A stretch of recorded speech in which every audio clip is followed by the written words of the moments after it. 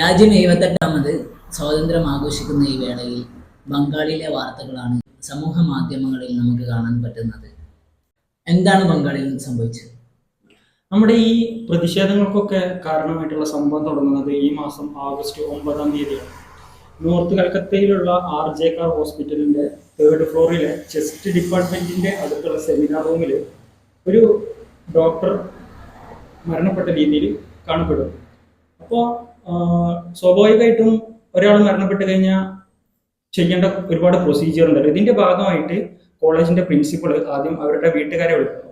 ഒരു 10:45 സമയത്ത് വീട്ടുകാരെ വിളിച്ചിട്ട് വീട്ടുകാരോട് പറയുന്നു, നിങ്ങളുടെ മകള് സൂയിസൈഡ് ചെയ്തിട്ടുണ്ടെന്ന് പറയുന്നു. വീട്ടുകാർ സ്വാഭാവികമായിട്ടും 11 മണിയായപ്പോഴേക്കും അവർ ഓടി പിടിച്ച് ഹോസ്പിറ്റലിൽ എത്തുന്നുണ്ട്. ഹോസ്പിറ്റലിൽ എത്തിയതിന് ശേഷവും വീട്ടുകാർ ഒരിക്കലും ബോഡി കാണാൻ വേണ്ടിയിട്ട് ഈ ഹോസ്പിറ്റൽ അധികൃതർ സഹകരിക്കുന്നില്ല. അവരെന്തൊക്കെയോ മറച്ചു വെക്കുന്നു, വീട്ടുകാരെ ബ്രെയിൻ വാഷ് ചെയ്യാൻ ശ്രമിച്ചു എന്നുള്ള ആരോപണങ്ങൾ വരെ ഇപ്പോൾ നടന്നുകൊണ്ടിരിക്കുന്നുണ്ട്. അപ്പോൾ ഈ ഒരു സാഹചര്യത്തിൽ വീട്ടുകാര് സംതിങ് സ്പെല്ലിംഗ് മിസ്റ്റേക്ക് വീട്ടുകാർക്ക് ആ സമയത്തെ മണത്തതാണ്. പിന്നീട് 3 മണിക്കൂറിന് ശേഷം, അതായത് 11 മണിക്ക് ഹോസ്പിറ്റലിൽ എത്തിയ വീട്ടുകാരെ പിന്നീട് 2 മണിക്കാണ് ഈ കുട്ടിയുടെ ബോഡി കാണിച്ചു കൊടുക്കുന്നത്. സ്വാഭാവികമായിട്ടും ആ ഒരു സമയത്ത് തന്നെ ഓട്ടോപ്സി റിപ്പോർട്ട് തന്നെ പറയുന്നുണ്ട്, തീർച്ചയായിട്ടും ഇതൊരു കേസ് ഓഫ് റേപ്പ് ആണ് എന്ന് തന്നെ പറയുന്നുണ്ട്. കാരണം അവിടെ ആ സമയത്ത് അവിടെ ഒരുപാട് ബ്ലഡിൽ കുളിച്ച് കിടക്കുന്ന മുടിയകൾ കിട്ടിയിട്ടുണ്ട്. ഈ ഡോക്ടറുടെ തന്നെ കണ്ണട പൊട്ടിക്കിടക്കുന്ന രീതിയിൽ കിട്ടിയിട്ടുണ്ട്. ഒരു ഹെഡ്സെറ്റ് കിട്ടിയിട്ടുണ്ട്. ഇത്തരം കാര്യങ്ങളൊക്കെ ആ ഒരു പരിസരത്ത് നിന്ന് ആ സമയത്ത് കിട്ടിയിട്ടുണ്ടായിരുന്നു. അപ്പോൾ ഇത്രയായിരുന്നു ഓട്ടോപ്സി റിപ്പോർട്ടിൽ തുടക്കത്തിൽ ഉണ്ടായിരുന്ന കാര്യങ്ങൾ.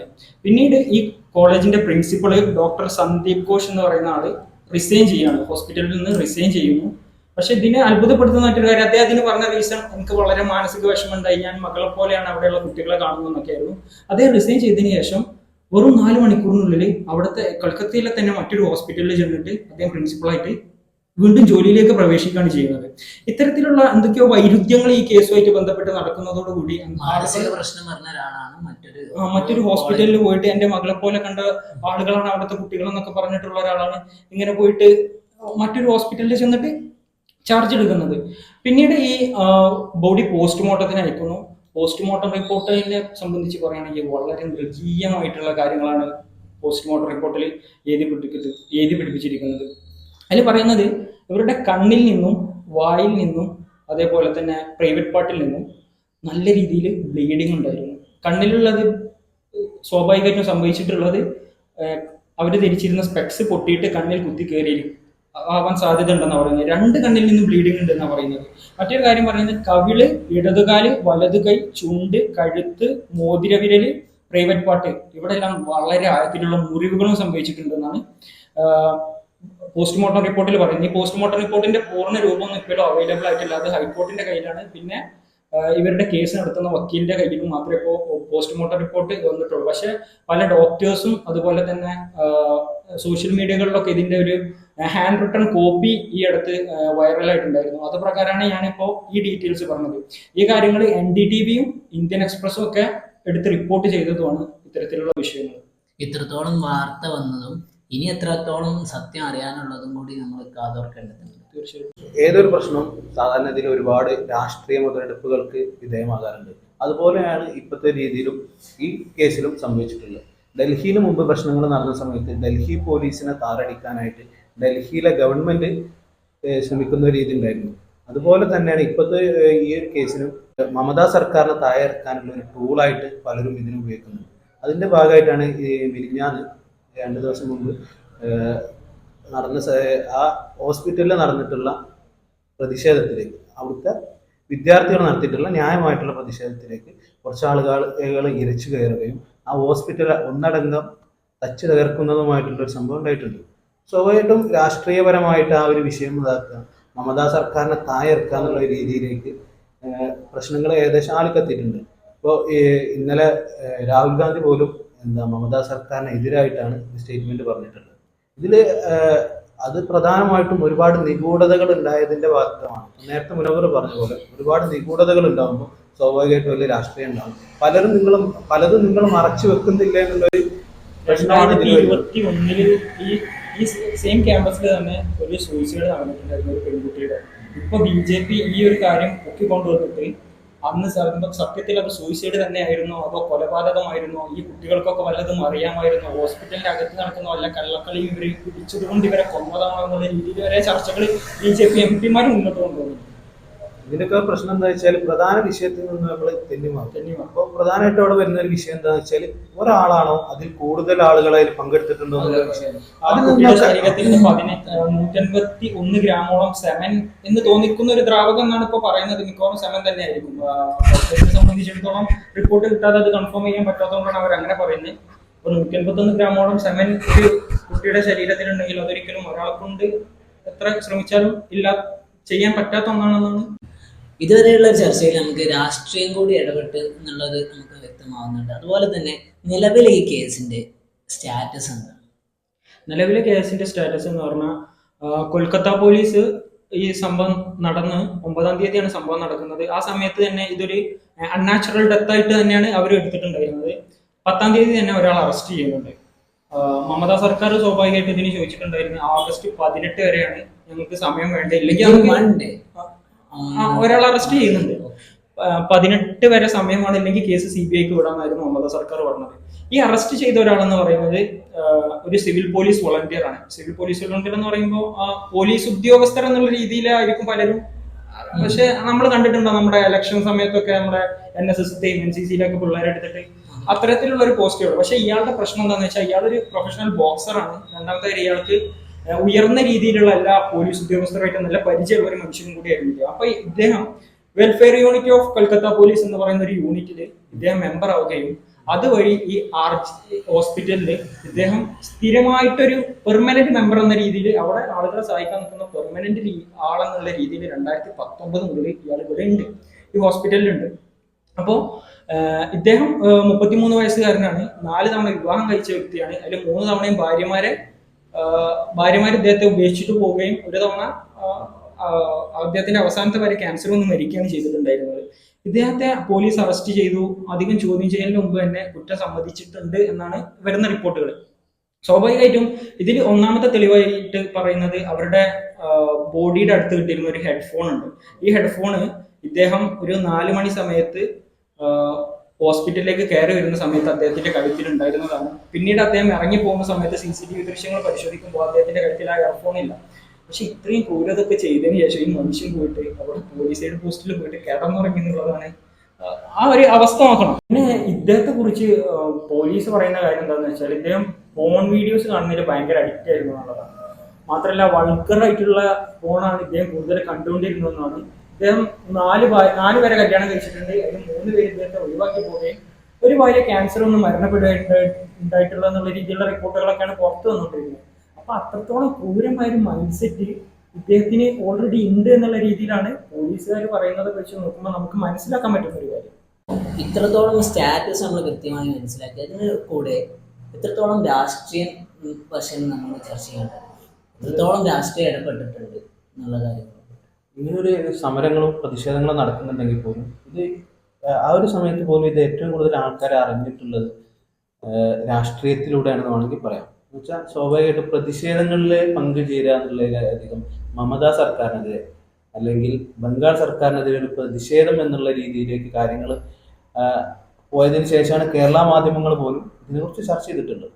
ഇങ്ങനൊരു പ്രശ്നം അവിടെ നടന്നിട്ടുണ്ടെന്നും അതിൻ്റെ ഭാഗമായിട്ടാണ് ഇങ്ങനൊരു രീതികൾ. ഇപ്പോൾ കേരളത്തിൽ സ്വാഭാവികമായിട്ടും ക്യാമ്പസുകൾ പ്രധാനമായിട്ടും മെഡിക്കൽ ഫീൽഡുകളിലുള്ള ക്യാമ്പസുകളിൽ മാത്രമേ ഈ ഒരു പ്രശ്നമുള്ളൂ. പൊതുസമൂഹത്തിലേക്കോ പൊതുജനങ്ങളുടെ ഇടയ്ക്കോ പ്രധാനമായിട്ടും മലയാളത്തിൽ ഏതൊരു പ്രശ്നം ലോകത്തോട് വന്നാലും മലയാളത്തിൽ വീഡിയോകൾ വരുന്ന യൂട്യൂബ് ചാനലുകളിൽ പോലും സ്വാഭാവികമായിട്ട് ഇതിനെക്കുറിച്ച് ചർച്ചകൾ പോലും നടന്നിട്ടില്ല എന്നുള്ളതാണ്. തെരുവുകളിൽ ഒരു മെഴുകുതിരി എത്തിച്ച് പ്രതിഷേധം അറിയിക്കാൻ പോലും രാത്രിയിൽ മെഴുകുതിരി എത്തിക്കുക പല രീതിയിൽ പ്രതിഷേധം നമുക്ക് ആകെ മെഡിക്കൽ ഫീൽഡ് മാത്രം ഓറിയന്റ് ചെയ്തിട്ടുള്ളത്. മാത്രമല്ല BJP സമയത്ത് അവിടെ നടന്നിട്ടുള്ള പഴയ പല മർഡർ എന്ന് പറയാൻ പറ്റില്ല, അന്ന് സൂയിസൈഡ് എന്ന് പറഞ്ഞിട്ട് ഫയൽ ചെയ്ത പല കേസുകളും 2021 നടന്ന ഒരു പെൺകുട്ടിയുടെ കേസൊക്കെ ഇപ്പൊ എടുത്തു കുത്തിപ്പൊക്കുകയാണ്. എന്നിട്ട് മമതക്കെതിരെ മാരകമായിട്ട് ഉപയോഗിക്കുകയാണ്. ഇതിന്റെ രാഷ്ട്രീയ നീതി കിട്ടുക എന്നതിലപ്പുറം ഈ മമതാ സർക്കാരിനെ താഴെടുക്കാനുള്ള ഒരു ടൂളായിട്ടാണ് BJP. രാഹുൽ ഗാന്ധി വരെ ഈ സമയത്ത് BJP ഇതിനെ ആ ഒരു രീതിയിൽ മാത്രമായിട്ടാണ് ഉപയോഗിക്കുന്നത്. അതുകൊണ്ടാണ് ഇന്നലെ ഉണ്ടായിരുന്നുള്ള സമരത്തിനൊന്ന് ചൂട് പിടിപ്പിക്കാനും അതൊന്ന് ആളി കത്തിക്കാനും വേണ്ടിയിട്ട് കുറച്ച് പുറത്തുനിന്ന് വന്ന ആളുകൾ എന്നുള്ളതാണ്. അത് ഏതൊരാൾക്കും മനസ്സിലാക്കുക ഈ ഒരു രീതിയിൽ പുറത്തുനിന്ന് വരുന്നവരാരാണെന്ന്. അവർ ഒന്നാണ്ട് ഈ കോളേജ് അടിച്ചു കയറുകയാണ് ഉണ്ടായത്. സ്വാഭാവികമായിട്ട് പ്രതിഷേധിക്കുന്ന ഒരാളെ സംബന്ധിച്ചിടത്തോളം അത് ചെയ്യേണ്ട ഒരു ആവശ്യമില്ല. ഈ നീതി നിഷേധിക്കുന്ന നമുക്ക് ഇതുപോലെ മുന്നും കാണാൻ പറ്റിയിട്ടുണ്ട്. കേരളത്തിലെ വന്ദനാദാസൊക്കെ നമ്മൾ ചർച്ച ചെയ്തു പോയ ഒരു കാര്യമായിരുന്നു അല്ലേ. അപ്പം ഈ മെഡിക്കൽ ഫീൽഡിൽ എത്രത്തോളം മെഡിക്കൽ ഫീൽഡ് എന്നുള്ള ഒരു ഫീൽഡ് നമ്മൾ ചർച്ച ചെയ്യേണ്ട ഫീൽഡാണ്. കാരണം മനുഷ്യൻ ഇവിടെ നിലനിൽക്കണമെങ്കിൽ, മനുഷ്യൻ്റെ എന്തെങ്കിലും പ്രശ്നം ഉണ്ടെങ്കിൽ അല്ലേ, എന്ത് രോഗം ഉണ്ടെങ്കിലും അവരെ, അല്ലെങ്കിൽ ഒരു മെഡിക്കൽ ഫീൽഡിൽ വർക്ക് ചെയ്യുന്ന ഒരാൾക്ക് പർട്ടിക്കുലർ ടൈമൊന്നുമില്ല അല്ലേ. ഈ ഡോക്ടർ തന്നെ 36 മണിക്കൂറോളം ഒറ്റ സ്ട്രെച്ചിൽ ജോലി എടുത്തു എന്നൊക്കെ 36 മണിക്കൂർ ഒരാൾ വർക്ക് ചെയ്യാന്ന് പറഞ്ഞാൽ അത്രത്തോളം ഡെഡിക്കേഷനാണ്. കാരണം ഡെഡിക്കേഷൻ എന്ന് പറയുന്നത് ഈ ഒരു ഫീൽഡിൽ എത്തിച്ചേരണം എന്നുണ്ടെങ്കിൽ നമുക്കറിയാം നമ്മുടെ നാടുകളിൽ സുലഭമായിട്ട് നീറ്റും റിപ്പീറ്റും ഒക്കെ ചെയ്യുന്നുണ്ട് അല്ലേ. അപ്പോൾ ആ റിപ്പീറ്റ് ചെയ്ത് അവർ അഡ്മിഷൻ നേടിയിട്ട് 5 വർഷം പഠിച്ച് പിന്നെ സ്പെഷ്യലൈസ് ചെയ്ത് അത്രത്തോളം രാപ്പകലുകളുടെ എഫേർട്ടാണ്. ആ എഫേർട്ടുകളൊക്കെ കാറ്റിൽ പറത്തുന്ന, അതും ക്രൂരതയാണ് അത്രത്തോളം നമുക്ക് കാണാൻ പറ്റുന്നത്. ഈ വന്ദനാദാസിന്റെ കേസൊക്കെ നമ്മൾ പരിശോധിക്കുമ്പോൾ ഒരു കുറഞ്ഞ കാലം ഒരു ട്രെൻഡായിട്ട്, അല്ലെങ്കിൽ ഒരു കുറഞ്ഞ കാലം സംസാരിച്ചിട്ട് ഒരു ഹാഷ്ടാഗ് എന്നൊക്കെ എന്നുള്ള ഒരു ചർച്ചയായി മാത്രം നിന്ന് പിന്നെ ആർക്കും ഒരു ചർച്ചയിൽ പോലും അതില്ലാതായിപ്പോയി. കാരണം അങ്ങനെ ഒരു കാലമാണ് മറന്നുപോയി എന്നുള്ള. ഡോക്ടേഴ്സ് ഇപ്പൊ പ്രധാനമായിട്ടും അവര് ഉന്നയിക്കുന്നുണ്ട് നോ സെക്യൂരിറ്റി നോ ഡ്യൂട്ടി എന്നൊക്കെയാണ് അവര് മുദ്രാവാക്യം എടുക്കുന്നത്. സ്വാഭാവികമായിട്ടും അവരെ സംബന്ധിച്ച് നമ്മൾ ആലോചിച്ച് നോക്കുമ്പോൾ ഏത് കേസിന് വന്നൊരു പ്രതിയാവട്ടെ, ഇപ്പൊ ഒരു കൊലപാതക കേസാവട്ടെ അല്ലെങ്കിൽ മറ്റെന്തെങ്കിലും അക്രമമാവട്ടെ, കൊണ്ടുവരുന്ന പ്രതിയെ സ്വാഭാവികമായിട്ടും പോലീസ് മെഡിക്കൽ ചെക്കപ്പിന് വേണ്ടിയിട്ട് ഡോക്ടറുടെ അടുത്തേക്ക് കൊണ്ടുപോകും. ഈ സമയത്ത് ഹാൻഡ് കഫ് ഉണ്ടാവില്ല, പോലീസിന്റെ പ്രസൻസ് ഉണ്ടാവില്ല, ഒന്നുമില്ലാതെയാണ് ഈ ഒരു ഡോക്ടർ അവിടെ നിന്ന് ഈ പ്രതിയെ പരിശോധിക്കേണ്ടി വരുന്നത്. അപ്പോൾ ഒന്ന് ആലോചിച്ചാൽ മതി, ഒരു പ്രതിയുടെ കൂടെ നിന്നിട്ട് ഇതൊക്കെ ചെയ്യുന്ന സമയത്ത് വേണ്ട മാനസിക ധൈര്യം കാര്യങ്ങളൊക്കെ ഒന്ന് ആലോചിച്ചാൽ മതി. പക്ഷെ ഈ സമയങ്ങളിലൊക്കെയാണ് വന്ദനാദാസൊക്കെ ആ ഒരു സമയത്താണ് ആക്രമിക്കപ്പെടുന്നത്. ഇത് പ്രധാനമായിട്ടും ഡോക്ടർമാരെ മാത്രം ബാധിക്കുന്ന രീതിയിലേക്കാണ് പലരും. അതുകൊണ്ടാണ് കേരളത്തിൽ പോലും പലരും ഇത് ചർച്ച ചെയ്യാത്തത്. ഇത് ശരിക്കും ഡോക്ടർമാരെ ബാധിക്കുക എന്ന് പറഞ്ഞാൽ സ്വാഭാവികമായിട്ടും ഓരോ വ്യക്തിനെ ബാധിക്കുന്നതിന് തുല്യമാണ്. നമുക്ക് എന്തെങ്കിലും ഒരു രോഗം പറ്റിയാലോ അല്ലെങ്കിൽ ചെറിയ എന്തെങ്കിലും പരിക്ക് പറ്റിയാലോ നമ്മൾ ആദ്യത്തിൽ ഓടിച്ചെല്ലുന്നത് ഈ ഒരു വിഭാഗത്തിൻ്റെ അടുത്തേക്കാണ്. അത്രയും പ്രധാനപ്പെട്ട ഒരു വിഭാഗം തന്നെയാണ് അത്. ഈ ഒരു ടൈമിൽ നമുക്ക് വേറൊരു കാര്യം കേരള മാധ്യമങ്ങളൊക്കെ ചർച്ച ചെയ്യുന്ന ഒരു വിഷയമാണ് കാഫിർ അല്ലേ. ഒരു മനുഷ്യന്റെ വില ആണ് ഏറ്റവും നമ്മൾ ഇമ്പോർട്ടൻ്റ് ഉള്ളത്. അതായത് ഈ അടുത്ത ദിവസങ്ങളിലൊക്കെ അത്രയും വലിയ രീതിയിൽ പ്രതിഷേധങ്ങൾ നടക്കുമ്പോഴും കേരള മാധ്യമങ്ങളിൽ ചർച്ച ചെയ്തത് കാഫിർ വിവാദമാണ്. അത് ചർച്ച ചെയ്യേണ്ടെന്നുള്ളതല്ല, അതിന്റെ സത്യം ജനങ്ങൾ അറിയേണ്ടതുണ്ട്, കാര്യങ്ങൾ മനസ്സിലാക്കേണ്ടത്. സമയം അതിന് യോജിച്ചതല്ല എന്നുള്ളത്. ഓരോ കാര്യത്തിനൊരു പ്രയോജനം വലിയൊരു വാർത്ത. ഈ ഒരു ഇൻസിഡന്റിനെ കാഫിർ ഓവർടേക്ക് ചെയ്തു. കേരളത്തിൽ അതൊരു പ്രധാനമല്ല എന്നുള്ള രീതിയാണ് മാധ്യമങ്ങൾ പോലും നമുക്ക് കാണിച്ചു തരുന്നത്. കുറച്ച് സ്റ്റോറി, അതിന്റെ മുന്നത്തെ ദിവസങ്ങളിൽ കുറച്ച് സ്റ്റോറി ഇടുന്നവർക്ക് പോലും പലർക്കും അറിയില്ല. അപ്പോ ഈ ക്രൂരത ചർച്ച ചെയ്തപ്പോൾ ഒന്നിൽ കൂടുതൽ പ്രതികൾ ഉണ്ടാവാന്നുള്ള ഒരു സാധ്യത നമ്മളുണ്ട്. അപ്പൊ എന്തായിരുന്നു എൻ്റെ അഭിപ്രായത്തിൽ? സ്വാഭാവികമായിട്ടും ഈ ചർച്ചകൾ പല രീതിയിൽ വരുന്നുണ്ട്. സ്വാഭാവികമായിട്ടും ഒന്നിൽ കൂടുതൽ ആളുകൾ ഉണ്ടാവാനുള്ള പല സാഹചര്യങ്ങളും ഇതിലുണ്ട്. സ്വാഭാവികമായിട്ടും 150 ഗ്രാമിൽ കൂടുതൽ സമയം തോന്നിക്കുന്ന ദ്രാവകം കണ്ടെടുത്തു എന്നുള്ള രീതിയിൽ. പിന്നെ അതുപോലെ CBI ഇന്നലെ, അതുകൊണ്ടുകൂടിയാണ് CBI ഇന്നലെ ഏകദേശം 5 ഡോക്ടർമാരെ ഒപ്പം ജോലി ചെയ്യുന്ന 5 ഡോക്ടർമാരെ കൂടി ചെയ്തിട്ടുണ്ട് എന്നുള്ള ചോദ്യം ചെയ്തിട്ടുണ്ട് എന്നുള്ളത്. ഇതിൽ ഞാൻ പ്രധാനമായിട്ടും വിശ്വസിക്കുന്നത് വെച്ചാൽ ഒന്നിൽ കൂടുതൽ ആളുകൾ ഉണ്ടെങ്കിൽ ഉണ്ടാവാനുള്ള സാധ്യത നമുക്ക് ഒരിക്കലും തള്ളിക്കളയാൻ കഴിയില്ല. ഇത് ഒരാളിലേക്ക് ചുരുക്കാൻ നോക്കിയിട്ടുണ്ട്, അങ്ങനെ നമ്മൾ ഒരാളെ പ്രത്യേകമായിട്ട് ഫ്രെയിം ചെയ്തിട്ടുണ്ടോ എന്നുള്ള രീതിയിൽ. കാരണം വേറൊരു കാര്യം കൂടി ചർച്ച ചെയ്യുന്നതിന് ഓഗസ്റ്റ് 9 ആരംഭിച്ച അന്വേഷണം ഓഗസ്റ്റ് 10 മാക്സിമം 24 ഹവറിനുണ്ട് എല്ലാ കാര്യങ്ങളും അല്ലേ. അത് നമുക്ക് വേണമെങ്കിൽ പോലീസിന്റെ കഴിവായിട്ട് അംഗീകരിച്ചാലും ഒന്നിൽ കൂടുതൽ ആളുകൾ ഉണ്ടെങ്കിൽ എന്തുകൊണ്ട് ഈ ഒരു പ്രതിയിൽ മാത്രം സ്റ്റെക്കായി നിൽക്കുന്നു എന്നുള്ളൊരു ചോദ്യം. എനിക്ക് തോന്നുന്നത് സ്വാഭാവികമായിട്ട് ഇതിലൊരു ഇൻസൈഡറിന്റെ സഹായം തീർച്ചയായിട്ടും ഉണ്ടെന്നുള്ളതാണ്. പ്രിൻസിപ്പളിന്റെ റിപ്പോർട്ടുകളാണെങ്കിലും പുള്ളിയുടെ റിസൈനിങ് ആണെങ്കിലും അങ്ങനെ പല കാര്യങ്ങൾ നോക്കുമ്പോൾ പല തരത്തിലും ഒരു കണക്ഷൻ ഇല്ലായ്മ എല്ലായിടത്തും കിടക്കുന്നുണ്ട് ഈ ഒരു കേസിൽ. ഈ ക്രൂരതകളൊക്കെ ഒരാളെ കൊണ്ട് മാത്രം ചെയ്യാൻ കഴിയുമെന്നുള്ള രീതിയിൽ പല ചർച്ചകളും നടക്കുന്നുണ്ട്. ഞാൻ ആ ഒരു ഭാഗമാണ് ഏറ്റവും കൂടുതൽ നോക്കിയിട്ടുള്ളത്. കാരണം ഒരാളെ കൊണ്ട് ഇത് ഇത്രത്തോളം ക്രൂരമായിട്ട് ചെയ്യാൻ കഴിയുമെന്നുള്ളത്.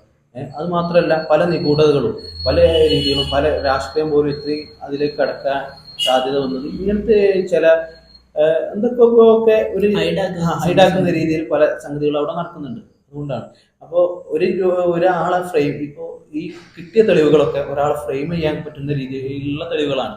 സ്വാഭാവികമായിട്ട് ഒരാളെ ഇയർഫോൺ അവിടെ നിന്ന് നിലത്ത് ചാടിപ്പോയി, നിലത്ത് ചാടിപ്പോയി, അതേമാതിരി രക്തക്കറ കണ്ടു, ഒരാളെ ഫ്രെയിം ചെയ്യാൻ ചെയ്യാൻ കഴിയുന്ന രീതിയിലുള്ള ഇതാണ് ചെയ്തിട്ടുള്ളത്.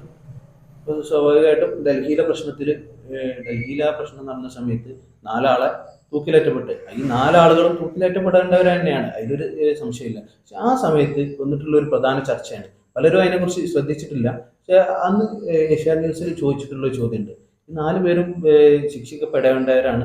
പക്ഷേ ഇന്ത്യക്ക് സ്വാതന്ത്ര്യം കിട്ടി ഇത്രയും കാലത്തിനിടയിൽ പാവപ്പെട്ടവരല്ലാതെ സമൂഹത്തിലെ താണജാതിയിൽപ്പെട്ട അല്ലെങ്കിൽ പണം കൊണ്ടോ സാമ്പത്തികം കൊണ്ടോ സ്വാധീനം കൊണ്ടോ ഒന്നുമില്ലാത്ത ഒരു വിഭാഗം മാത്രമേ ഈ തൂക്കിക്കൊല അതുപോലെ വലിയ ശിക്ഷകൾക്ക് ഇതായിട്ടുള്ളൂ.